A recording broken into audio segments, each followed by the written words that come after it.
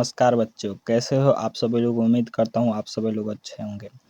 आज की इस हम वीडियो में पढ़ने वाले हैं क्लास 12 यानी कि जो हमारा क्लास 12 है उसका हिस्ट्री का चैप्टर 1 जो पढ़ने वाले हैं, जिसका नाम है ईट मनके तथा अस्थिया यानी कि हड़प्पा सभ्यता। अगर अंग्रेजी शब्द में बोले तो हड़प्पा सिविलाइजेशन की बात की जा रही है। ठीक है, इसमें आप लोगों को सिंपली 50 यानी कि जो 50 है ऑब्जेक्टिव महत्वपूर्ण दिया जाएगा, जो कि आपके परीक्षा के दृष्टिकोण से अनिवार्य होगा। ठीक है, तो ये सारी क्वेश्चन होंगे जो कि आपके लिए मोस्ट वीवीआई होगी। चलिए हम क्वेश्चन की तरफ बढ़ते हैं। देखिए, अगर हमारा पहला क्वेश्चन ये है कि हड़प्पा सभ्यता है यानी कि जो हड़प्पा सभ्यता है, हड़प्पा सभ्यता की खोज सबसे पहले किसने की थी। तो ये हम लोग को बताना है कि हड़प्पा सभ्यता की खोज सबसे पहले किसके द्वारा की गई थी। तो वो हमारे दयाराम साहनी के द्वारा की गई थी। ठीक है, नेक्स्ट क्वेश्चन हम लोग देखते हैं। हड़प्पा सभ्यता की खोज किस वर्ष की गई थी, यानी कि जो हड़प्पा सभ्यता थी उसकी खोज कब की गई थी, किसके द्वारा की गई थी। तो वो हड़प्पा सभ्यता के दयाराम साहनी के द्वारा की गई थी। और कब की गई थी, तो 1921 के तौर पर की गई थी। ठीक है, उसके बाद अगला क्वेश्चन देखते हैं। मोहनजोदड़ो यानी कि मोहनजोदड़ो की खोज किसने की थी, ये बताया जा रहा है। तो मोहनजोदड़ो था जो उसका खोज कब की गई थी और किसने की। दखलदास बनर्जी थे, वो हम लोग का हड़प्पा सभ्यता की खोज यानी मोहनजोदड़ो का खोज की थी। मोहनजोदड़ो का खोज की थी किसने, रखलदास बनर्जी ने की थी।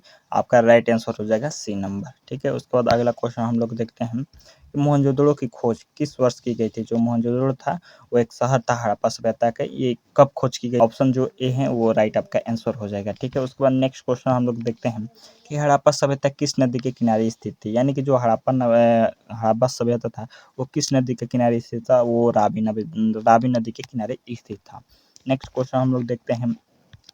मोहनजोदड़ो किस नदी के किनारे स्थित था, तो वो हम लोग का सिंध नदी के किनारे स्थित था। उसके बाद नेक्स्ट क्वेश्चन होगा हमारा, हड़प्पा सभ्यता का काल क्या माना जाता है। एक प्रकार से हम बोले कि जो हड़प्पा सभ्यता कब से कब तक चली थी, तो वो हम लोग का 2600 से लेकर 1900 ईसा पूर्व तक के चली थी। आप लोग का बी राइट आंसर हो जाएगा। उसके बाद नेक्स्ट क्वेश्चन हम लोग देखते हैं कि हड़प्पा सभ्यता किस युग की सभ्यता थी, ये हम लोग को पूछा गया है। तो ये हम लोग का कांस्य युग की सभ्यता थी। नेक्स्ट क्वेश्चन हम लोग देखते हैं कि हड़प्पा सभ्यता की लिपि कैसी थी, यानी कि जो हड़प्पा सभ्यता उसकी लिपि कैसी थी, अपठित लिपि थी। कैसी थी, अपठित लिपि थी। उसके बाद नेक्स्ट क्वेश्चन हम लोग देखते हैं कि हड़प्पा सभ्यता यानी कि हड़प्पा सभ्यता थी उसकी सबसे प्रमुख विशेषता क्या थी। तो वहाँ पर नियोजित नगर थी, यानी क्या थी, नियोजित नगर या फिर नगर नियोजित, दोनों टाइप से देता है, तो आपको कंफ्यूज नहीं होना है। ठीक है, उसके बाद नेक्स्ट क्वेश्चन हम लोग देखते हैं कि महान स्नानागार कहाँ स्थित था, यानी कि जो महान स्नानागार था वो कहाँ स्थित था। तो वो हम लोग का मोहनजोदड़ो में स्थित था। उसके बाद नेक्स्ट क्वेश्चन हम लोग देखते हैं कि हड़प्पा सभ्यता के लोग मुख्यतः किस धातु से परिचित थे। तो वो हम लोग का कांस्य से परिचित थे। उसके बाद नेक्स्ट क्वेश्चन हम लोग देखते हैं कि हड़प्पा सभ्यता का प्रमुख व्यवसाय क्या थी, यानी कि जो वहाँ पर हड़प्पा सभ्यता के लोग थे वो क्या कार्य करते थे। वो लोग कृषि कार्य करते थे। उसके बाद नेक्स्ट का क्वेश्चन है हम लोग का, हड़प्पा सभ्यता में अनाज रखने के लिए स्थान को क्या कहा जाता था। तो वो अन्नागार कहा जाता है, यानी कि जो हम लोग का बी राइट आंसर हो जाएगा। उसके बाद कह रहे हैं कि लोथल किस राज्य में स्थित है। तो वो हम लोग का गुजरात राज्य में स्थित है, यानी कि भारत के गुजरात राज्य में स्थित है लोथल। ठीक है, उसके बाद पूछ रहा है कि धौलावीरा किस राज्य में स्थित है। तो वो हम लोग का गुजरात में ये भी है। अगर लोथल और धौलावीरा की बात करें तो वो हम लोग का गुजरात राज्य में स्थित है। उसके बाद नेक्स्ट क्वेश्चन हम लोग देखते हैं कि कालीबंगा किस राज्य में स्थित है। जो कालीबंगा था वो किस राज्य में स्थित है। तो वो हम लोग का राजस्थान में स्थित है। नेक्स्ट क्वेश्चन हम लोग देखते हैं, हड़प्पा सभ्यता के लोग किसकी पूजा करते थे। तो वो हम लोग का प्राकृतिक एवं मातृ देवी का पूजा करते थे हड़प्पा सभ्यता के लोग। ठीक है, उसके बाद अगला क्वेश्चन हम देखते हैं कि हड़प्पा सभ्यता का प्रमुख बंदरगाह कौन था। तो वो हम लोग का लोथल था। नेक्स्ट क्वेश्चन है हम लोग का, हड़प्पा सभ्यता के घर मुख्यतः किससे बनी होती थी। तो वो वहाँ पक्की ईंटों की तरह पक्की ईंट से बनी हुई थी हड़प्पा सभ्यता के घर है।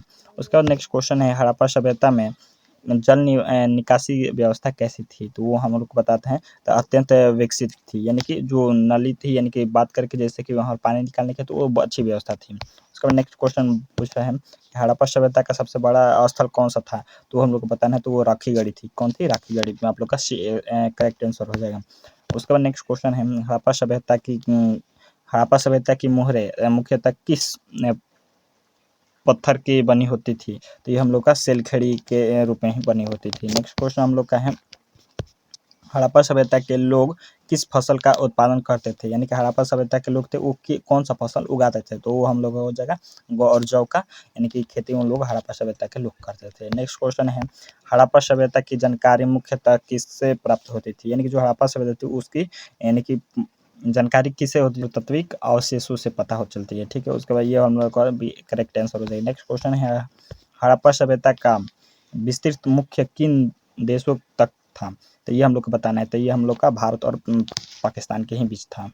क्वेश्चन क्या कर रहे हैं कि हड़प्पा सभ्यता में मन की कृति बाट बाट किस वस्तु से बनी थी, तो ये चीज़ हम लोग को बताना है, तो ये हम लोग का पत्थर से बनी थी। नेक्स्ट क्वेश्चन उसके बाद अगला देखते हैं कि हड़प्पा सभ्यता में किस पशु की आकृति मोहरों पर सबसे अधिक मिलती है, तो वो हम लोग का यानी कि एक प्रकार से कहें तो एक सिंघा वाला बैल की मिलती थी, ये हम लोग का बी ऑप्शन करेक्ट आंसर हो जाएगा। नेक्स्ट क्वेश्चन हम लोग देखते हैं, हड़प्पा सभ्यता के लोग किस देश के साथ व्यापार करते थे, तो वो हम लोग का मेसोपोटामिया के सभ्यता से वो लोग यानी कि व्यापार करते थे, अपना जो भी सामान खरीद कर आयात या निर्यात करते थे।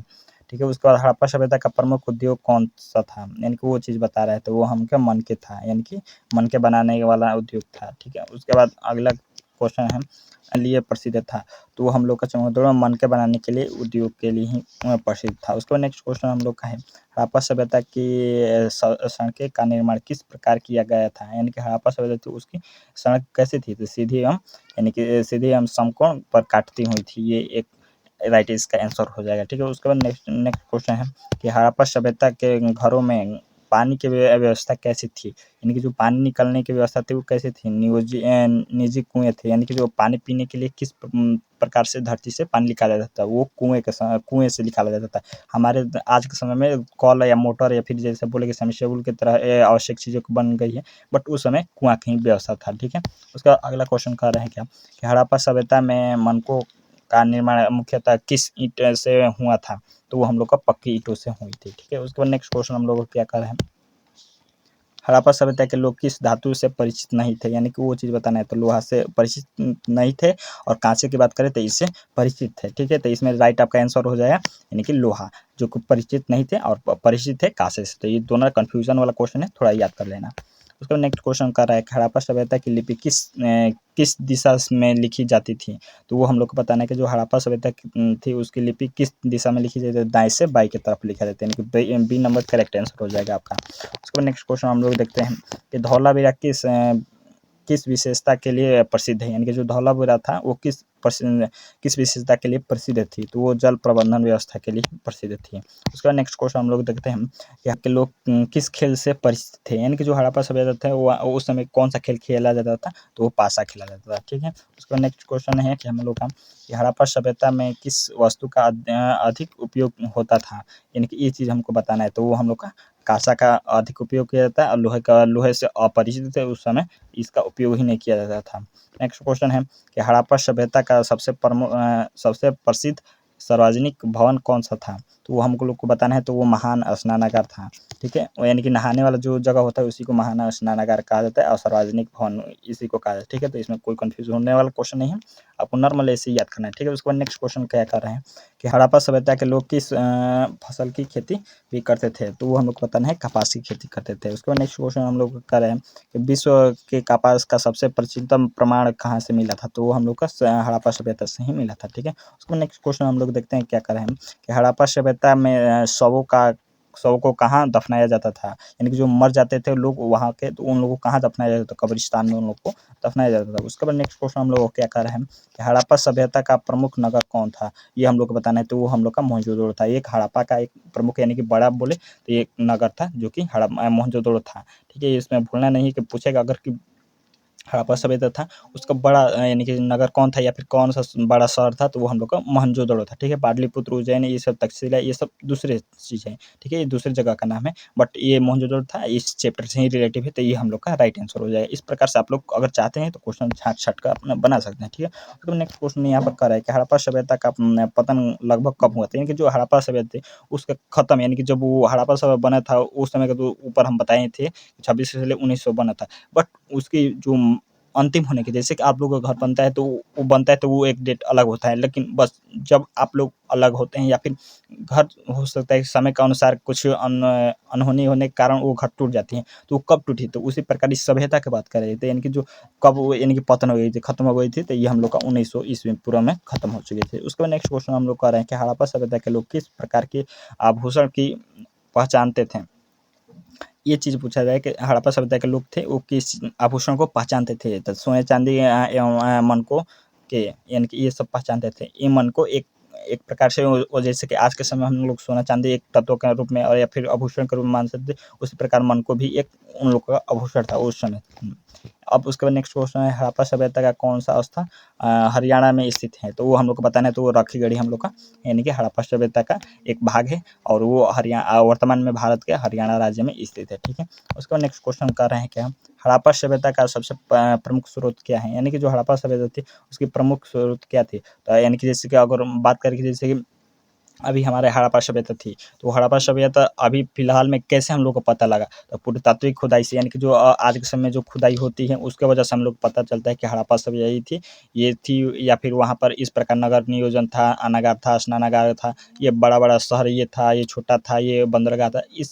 ये कैसे हम लोग को पता लगा है? तो वो हम लोग का उत्खनन के द्वारा ही, यानी कि पुरातात्विक खुदाई के ही कारण हम लोग को पता हर चीज़ चलती है। ठीक है, उसके बाद नेक्स्ट क्वेश्चन हम लोग क्या कर रहे हैं वो चीज़ हम लोग अपना देखें। ठीक है, उसके बाद नेक्स्ट नेक्स्ट क्वेश्चन कर रहे हैं कि ईंट मनके तथा अस्थिया अध्ययन किस सभ्यता से संबंधित है? वो चीज़ हमको बतानी है। तो ये हम लोग का सिंपल पता है कि इसका होगा हम लोग का, यानी कि सिंधु घाटी सभ्यता, यानी कि हड़प्पा सभ्यता से ही संबंधित है। उसके बाद नेक्स्ट क्वेश्चन हम लोग कर रहे हैं क्या कि जो हड़प्पा सभ्यता थी, हड़प्पा सभ्यता को और किस नाम से जाना जाता है? तो ये चीज़ आपको याद रखना है कि सिंधु घाटी सभ्यता से इसका नाम जाना जाता है। ठीक है, तो ये रहा हम लोग का टॉप 50 यानी 50 वीवीआई क्वेश्चन। तो ये उम्मीद करता हूँ कि ये सारी आप लोग को बहुत अच्छी होगी, तो यानी कि समझ में आ गई होगी, तो वीडियो को लाइक कर देना। ठीक है, और चैनल पर नए हो तो सब्सक्राइब भी कर देना, ताकि आप लोग का हर न्यू वीडियो आए तो आप लोग के पास यानी कि नोटिफिकेशन पहुँचे, जिससे आप लोग सारी तैयारी कर सकते हैं एकदम बेस्ट तरीके से, और एकदम घर ही बैठकर प्लेटफॉर्म, यानी दूसरे कोचिंग भी क्लास भी नहीं कर रहे हैं,